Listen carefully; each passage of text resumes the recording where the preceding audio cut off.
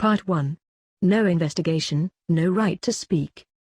Unless you have investigated a problem, you will be deprived of the right to speak on it. Isn't that too harsh? Not in the least. When you have not probed into a problem, into the present facts and its past history, and know nothing of its essentials, whatever you say about it will undoubtedly be nonsense.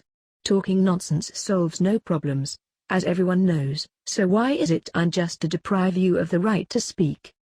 Quite a few comrades always keep their eyes shut and talk nonsense, and for a communist that is disgraceful. How can a communist keep his eyes shut and talk nonsense? It won't do. It won't do. You must investigate. You must not talk nonsense. Part 2. To investigate a problem is to solve it. You can't solve a problem? Well, get down and investigate the present facts and its past history. When you have investigated the problem thoroughly, you will know how to solve it. Conclusions invariably come after investigation, and not before. Only a blockhead cudgels his brains on his own, or together with a group, to find solution or evolve an idea without making any investigation. It must be stressed that this cannot possibly lead to any effective solution or any good idea. In other words, he is bound to arrive at a wrong solution and a wrong idea. There are not a few comrades doing inspection work, as well as guerrilla leaders and cadres newly in office, who like to make political pronouncements the moment they arrive at a place and who strut about, criticizing this and condemning that when they have only seen the surface of things or minor details. Such purely subjective nonsensical talk is indeed detestable. These people are bound to make a mess of things, lose the confidence of the masses and prove incapable of solving any problem at all. When they come across difficult problems, quite a number of people in leading positions simply heave a sigh without being able to solve them. They lose patience and ask to be transferred on the ground that they have not the ability and cannot do the job. These are cowards' words. Just get moving on your two legs, go the rounds of every section placed under your charge and inquire into everything one, as Confucius did, and then you will be able to solve the problems. However little is your ability, for although your head may be empty before you go out of doors, it will be empty no longer when you return but will contain all sorts of material necessary for the solution of the problems, and that is how problems are solved. Must you go out of doors? Not necessarily. You can call a fact-finding meeting of people familiar with the situation in order to get at the source of what you call a difficult problem and come to know how it stands now, and then it will be easy to solve your difficult problem. Investigation may be likened to the long months of pregnancy, and solving a problem to the day of birth. To investigate a problem is, indeed, to solve it. Part 3. Oppose book worship. Whatever is written in a book is right, such is still the mentality of culturally backward Chinese peasants. Strangely enough, within the Communist Party there are also people who always say in a discussion, "Show me where it's written in a book." When we say that a directive of a higher organ of leadership is correct, that is not just because it comes from a higher organ of leadership but because its contents conform with both the objective and subjective circumstances of the struggle and meet its requirements. It is quite wrong to take a formalistic attitude and blindly carry out directives without discussing and examining them in the light of actual conditions simply because they come from a higher organ. It is the mischief done by this formalism which explains why the line and tactics of the party do not take deep root among the masses. To carry out a directive of a higher organ blindly, and seemingly without any disagreement, is not really to carry it out but is the most artful way of opposing or sabotaging it. The method of studying the social sciences exclusively from the book is likewise extremely dangerous and may even lead one onto the road of counter-revolution. Clear proof of this is provided by the fact that whole batches of Chinese communists who confine themselves to books in their study of the social sciences have turned into counter-revolutionaries. When we say Marxism is correct, it is certainly not because Marx was a prophet but because his theory has been proved correct in our practice and in our struggle. We need Marxism in our struggle. In our acceptance of his theory no such formalization of mystical notion as that of prophecy ever enters our minds. Many who have read Marxist books have become renegades from the revolution, whereas illiterate workers often grasp Marxism very well. Of course we should study Marxist books, but this study must be integrated with our country's actual conditions. We need books, but we must overcome book worship, which is divorced from the actual situation. How can we overcome book worship? The only way is to investigate the actual situation.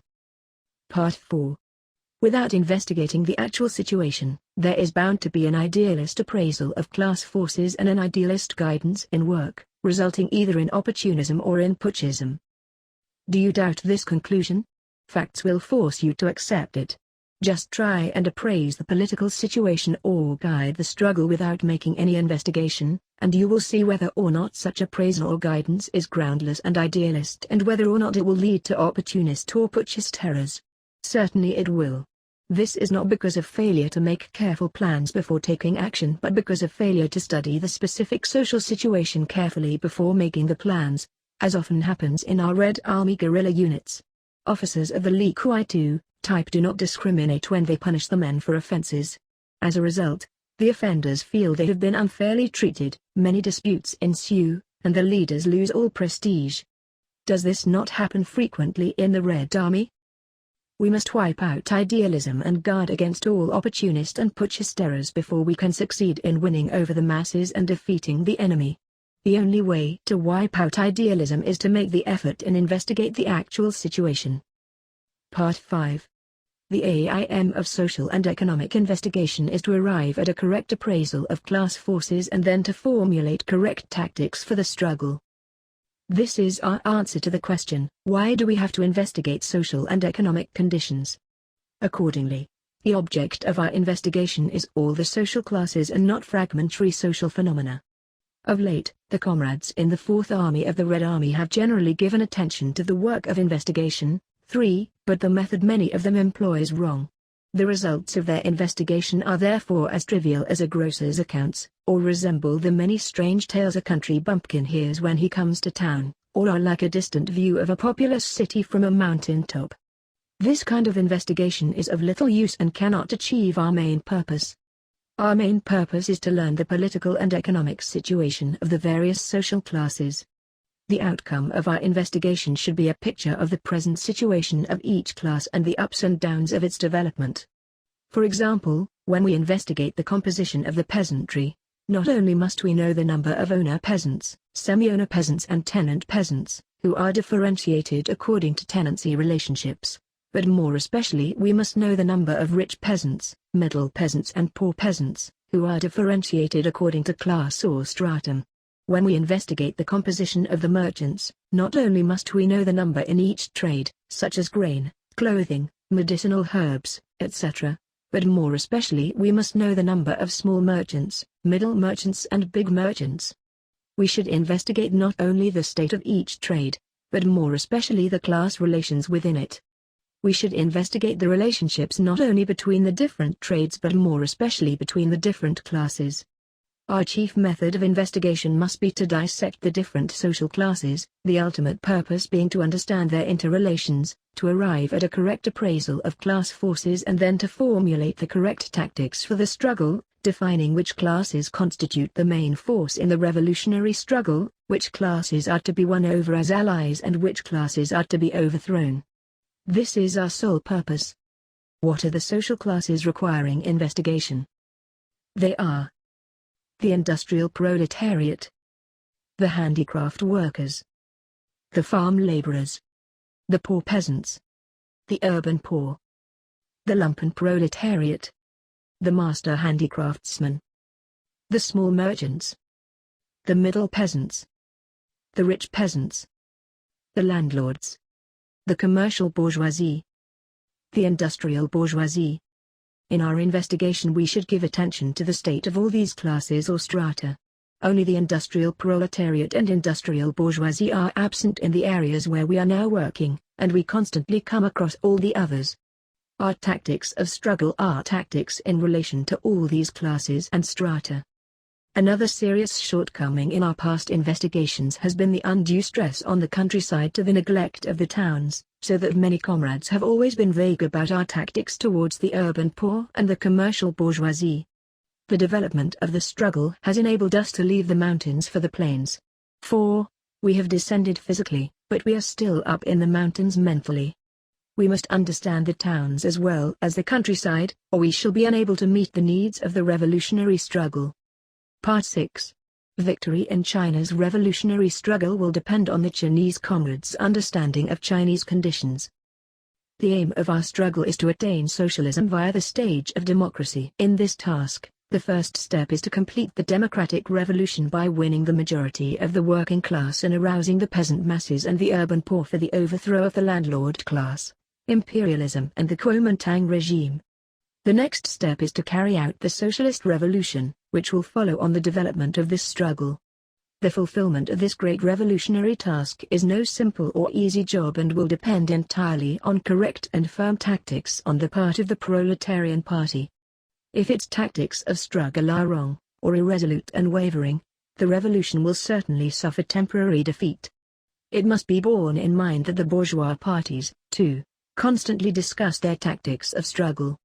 They are considering how to spread reformist influences among the working class so as to mislead it and turn it away from Communist Party leadership, how to get the rich peasants to put down the uprisings of the poor peasants and how to organize gangsters to suppress the revolutionary struggles.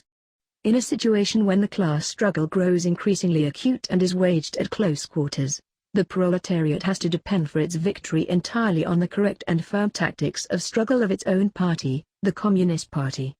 A Communist Party's correct and unswerving tactics of struggle can in no circumstance be created by a few people sitting in an office. They emerge in the course of mass struggle, that is, through actual experience. Therefore, we must at all times study social conditions and make practical investigations.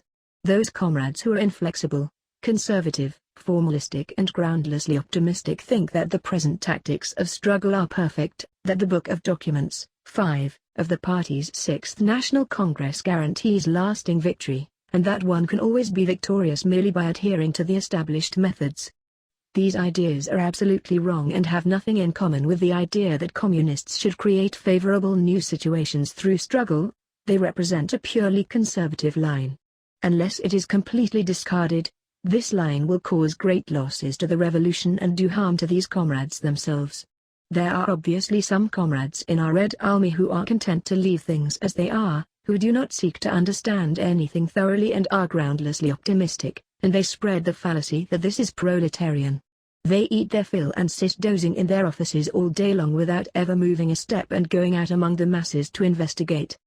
Whenever they open their mouths, their platitudes make people sick. To awaken these comrades we must raise our voices and cry out to them. Change your conservative ideas without delay. Replace them by progressive and militant communist ideas. Get into the struggle. Go among the masses and investigate the facts. Part 7. The technique of investigation. 1. Hold fact-finding meetings and undertake investigation through discussions. This is the only way to get near the truth, the only way to draw conclusions. It is easy to commit mistakes if you do not hold fact-finding meetings for investigation through discussions but simply rely on one individual relating his own experience. You cannot possibly draw more or less correct conclusions at such meetings if you put questions casually instead of raising key questions for discussion. 2. What kind of people should attend the fact-finding meetings? They should be people well acquainted with social and economic conditions. As far as age is concerned, older people are best, because they are rich in experience and not only know what is going on but understand the causes and effects. Young people with experience of struggle should also be included, because they have progressive ideas and sharp eyes. As far as occupation is concerned, there should be workers, peasants, merchants, intellectuals, and occasionally soldiers, and sometimes even vagrants. Naturally, when a particular subject is being looked into, those who have nothing to do with it need not be present. For example, workers, peasants and students need not attend when commerce is the subject of investigation. 3. Which is better, a large fact-finding meeting or a small one? That depends on the investigator's ability to conduct a meeting. If he is good at it, a meeting of as many as a dozen or even 20 or more people can be called. A large meeting has its advantages. From the answers you get fairly accurate statistics, e.g., in finding out the percentage of poor peasants in the total peasant population, and fairly correct conclusions, for example, in finding out whether equal or differentiated land redistribution is better. Of course, it has its disadvantages too, unless you are skillful in conducting meetings. you will find it difficult to keep order. So the number of people attending a meeting depends on the competence of the investigator. However, the minimum is 3, or otherwise the information obtained will be too limited to correspond to the real situation. 4. Prepare a detailed outline for the investigation. A detailed outline should be prepared beforehand, and the investigator should ask questions according to the outline, with those present at the meeting giving their answers. Any points which are unclear or doubtful should be put up for discussion.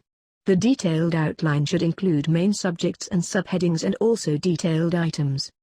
For instance, taking commerce as a main subject, it can have such subheadings as cloth, grain, other necessities and medicinal herbs. Again, under cloth, there can be such detailed items as calico, homespun and silk and satin.